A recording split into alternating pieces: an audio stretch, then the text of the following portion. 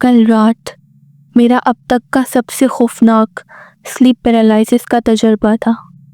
پچھلے 3 سالوں سے ایک وقت میں ایسا بھی آیا تھا جب مجھے ہر رات اس کا سامنا ہوتا تھا، اور اس خوف سے بچنے کے لیے میں نے جاگنا شروع کر دیا تھا۔ اس کا نتیجہ یہ نکلا کہ مجھے انسومنیا ہو گیا۔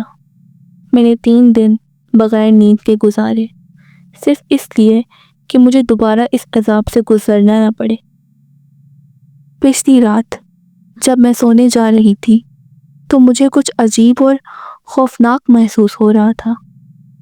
میں ایسی من گھڑت چیزوں پر یقین نہیں رکھتی ہوں، پر جو واقعات میری زندگی میں پیش آئے ہیں ان کو بھول جانا بھی بہت مشکل ہے، اب کیونکہ میں بہت بار ان چیزوں کا ایکسپیرئنس کر چکی ہوں۔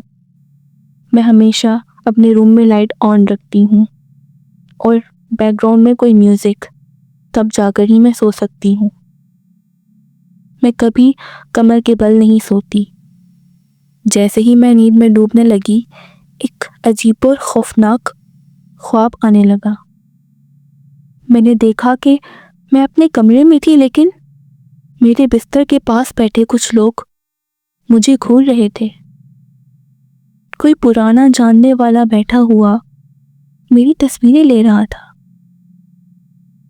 میں اپنے پہلو پر سو رہی تھی کہ اچانک مجھے ایک زوردار آواز سنائی تھی، کسی کلاک کی سوئی کی تیز چلتی ہوئی آواز۔ پر ڈر کی بات تو یہ تھی کہ میرے کمرے میں تو کوئی کلاک نہیں تھی۔ میں نے اپنی آنکھیں کھولنے کی کوشش کی، مگر کچھ غلط تھا۔ میں ساکت تھی۔ پہلے تو میں انگلیوں کو ہلانے کی کوشش کرتی تھی، لیکن اس بار تو میں مکمل طور پر جکڑی ہوئی تھی۔ میں نے جلدی سے اپنی آنکھیں بند کر لیں، اور کچھ سیکنڈز کے بعد وہ کلاک کی آواز اور بھی تیز ہو گئی، اور بھی اونچی۔ دور سے کسی کے چیخنے کی آواز سنائی دی، اور کسی چیز نے میرے پاس آ کر میرے بالوں کو کھینچنا شروع کر دیا۔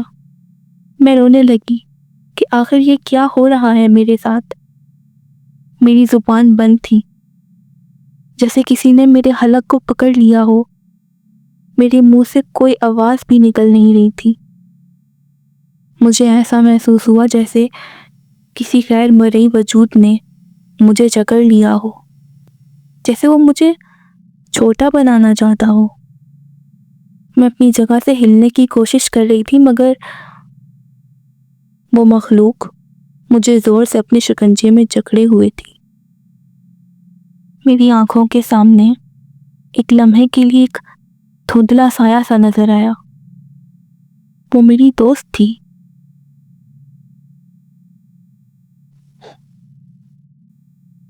اس کے بعد وہ سایہ میری نظروں سے غائب ہو گیا، اور میں واپس اسی غیر مرئی مخلوق کے شکنجے میں تھی۔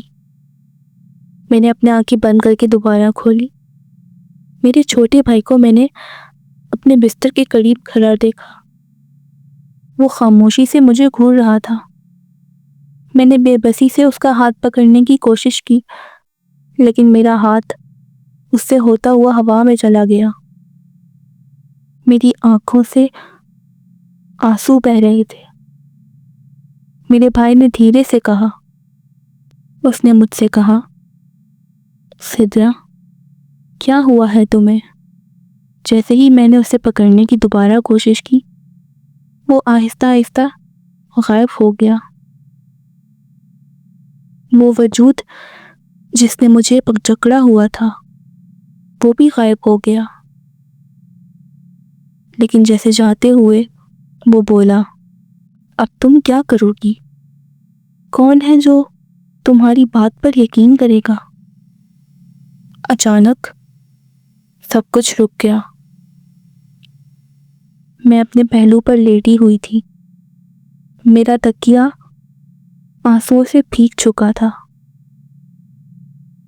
گھڑی میں آدھی رات کا وقت دکھائی دیا۔ میں نے لائٹ آن کی اور ایک نیند کی گولی لی، اور واپس خدا کا نام لیا اور سونے کی کوشش کی۔ اگلے دن میں نے اپنے پاپا کو کال کی اور جو کچھ میرے ساتھ ہوا اس کے بارے میں سب بتایا۔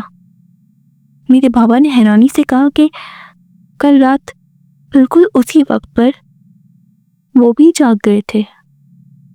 مجھے لگا کوئی مجھے گھور رہا ہے۔ میں نے لیمپ آن کیا تو دیکھا کہ تم میرے بستر کے کنارے کھڑی مسکرا رہی ہو۔